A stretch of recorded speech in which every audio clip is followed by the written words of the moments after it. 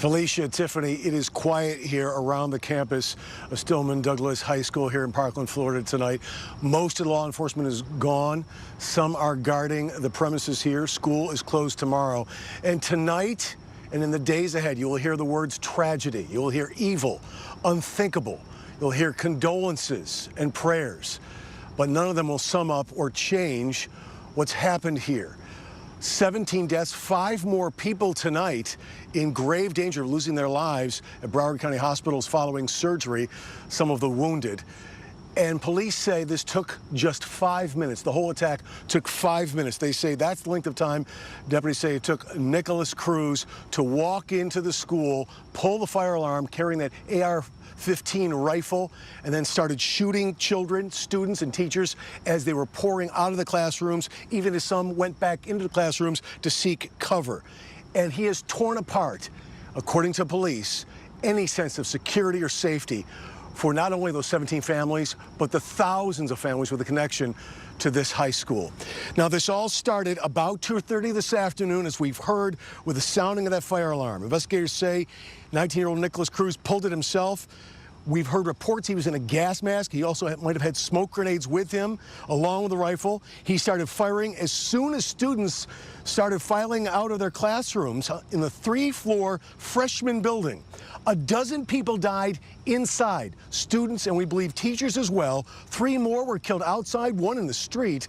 The rest died in hospitals. The Broward County Sheriff's Office responded to reports of shots fired at Marjorie Stoneman Douglas High School in Parkland immediately. They were here in minutes. The shooting was happening just as students were getting ready to leave for the day. Cruz managed to slip away with the hundreds of other students fleeing the campus. A year ago, he was here. He went to the school before he was expelled. But just after 4 o'clock, the Broward County Sheriff's Office tweeted that 2 deputies had captured the suspect without incident. Around 6:15, the Broward County Sheriff confirmed that 17 people had died. Again, that's a mix of students and adults. We are still waiting for more information on that.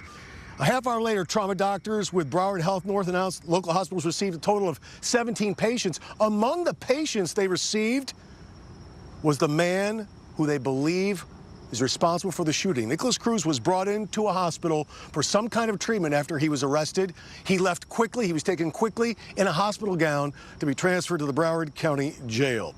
A short time ago, Governor Rick Scott arrived in Broward to meet with law enforcement. He called this mass shooting, quote, pure evil.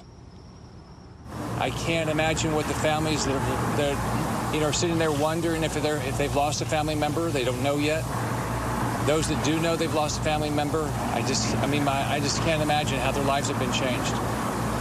Like all of us, we'll be praying for each of those. Everybody in the hospital, I pray for their full recovery. All the individuals that unfortunately had to go through this experience, I know that there's going to be grief counselors, and I'm sure it's going to be very, very difficult as they think through what happened. Again, there is no school here the rest of the week at the high school. The governor also announcing that flags to be flown at half-staff in memory of the victims. Attorney General Pam Bondi says the state will pay the funeral expenses for those who were killed. You heard talk of grief counselors. There will also be grief counselors available for students at many of the other schools. Remember, there are 2 middle schools also in the vicinity here, also on lockdown. I talked to one of those students. He said that his middle school is a 1-minute walk here from Stoneman Douglas High School. Again, the grief counselors will be here when school resumes as well. We would assume that those students will also get grief counseling immediately. Here's what we've learned tonight about that 19-year-old man now in custody. Investigators say Nicholas Cruz was expelled for having bullet casings in a backpack. First, he was told not to bring the backpack to school anymore. Then he was kicked out of school completely after getting into a fight with another student. He would also apparently talk about shooting rats with an air gun or BB gun. Cruz's cousin says the 19-year-old also had recently lost his only remaining parent, his adoptive mother. She died from the flu, according to that cousin, last November. His adopted father died 13 years ago of a heart attack. Nicholas Cruz, of course, would have been just 6 years old at the time. Well, tonight we're also hearing and seeing those emotional stories of parents reunited for their children. For hours, it seemed, parents could not reach their children. This school was on lockdown, middle schools were on lockdown, and what followed was reunions when families were sent to a local hotel down the street and the student are transferred out of the high school by bus to meet with their parents at the Marriott. Ted White has that part of this very emotional story. Our thanks to Ted White. We have breaking news now in Lantana, where the Palm Beach County Sheriff's Department is aiding the Broward County Sheriff's Department in some type of operation. Jimmy Johnson is there live. Jimmy, what do we know so far about what's happening tonight?